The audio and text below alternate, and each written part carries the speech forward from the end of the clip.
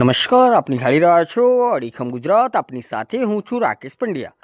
બાંગ્લાદેશમાં લઘુમતી હિન્દુઓ પર થઈ રહેલા સતત અત્યાચારો અને તાજેતરમાં જ એક હિન્દુ યુવાનની જાહેરમાં કરપીણ હત્યા કરી તેને સળગાવી દેવાની અમાનવીય ઘટનાના ભારતમાં ઘેરા પ્રત્યાઘાતો પડ્યા છે.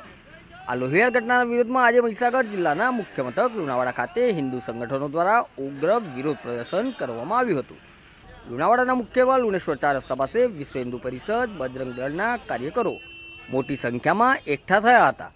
પ્રદર્શનકારીઓએ હાથમાં બેનરો અને પોસ્ટરો સાથે બાંગ્લાદેશ સરકાર વિરોધી અને હિન્દુઓના રક્ષણ માટે ભારે સૂત્રોચ્ચાર સાથે વાતાવરણમાં ભારે આક્રોશ જોવા મળ્યો હતો.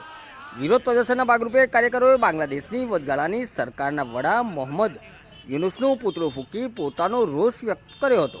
સંગઠનના આગેવાનોએ જણાવ્યું હતું કે બાંગ્લાદેશમાં જે રીતે હિન્દુઓને નિશાન બનાવવામાં આવી રહ્યા છે તે ચલાવી લેવાય તેમ નથી. આ હિંસા અટકાવવા કડક પગલાં લેવા જોઈએ. નમસ્કાર.